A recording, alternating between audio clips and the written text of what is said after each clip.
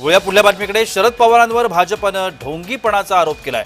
पवारांची काळी दिवाळी हे ढोंग असल्याचं महाराष्ट्र भाजपा केशव उपाध्ये यांनी म्हटलंय. शेतकऱ्यांच्या वेदनेशी पवार सहमत. यंदा शेतकऱ्यांची दिवाळी आनंदाची नाही असं पवारांनी म्हटलंय.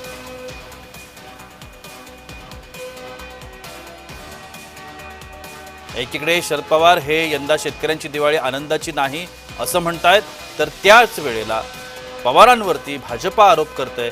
शरद पवारांची भूमिका ही ढोंगीपणाची असल्याचं भाजपचं म्हणणं आहे. हा सवन शेतकरी हा अत्यंत अस्वस्थ आहे. त्याच्या दृष्टीनं जमीन शेतीची हे त्याचं सर्वस्व आहे आणि त्याचं सर्वस्व केलं तर कोणत्या मनस्थितीत तो दिवाळी साजरा करणार आणि म्हणून त्याच्या या दुःखामध्ये आमच्या संघटनेनं सहभागी व्हायचा निर्णय घेतला.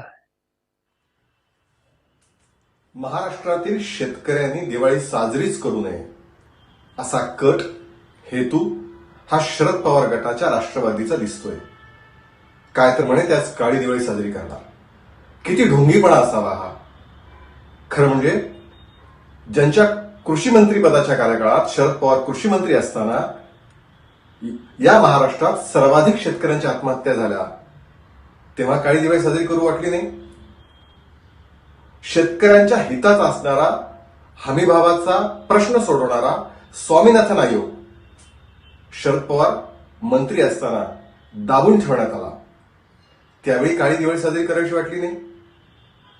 ज्यावेळी केंद्राच्या चुकीच्या धोरणामुळे कांद्याचे भाव पडले ते वाढणार कधी असा प्रश्न केंद्रातील मंत्री असणाऱ्या शरद पवारांनी विचारला, त्यावेळी वैतागून शेतकरी हिताच्या प्रश्नावरती मी काय सांगायला भविष्य वेधताय का असे उद्गार काढणाऱ्या शरद पवारांनी काळी दिवाळी साजरी करायची वाटली नाही.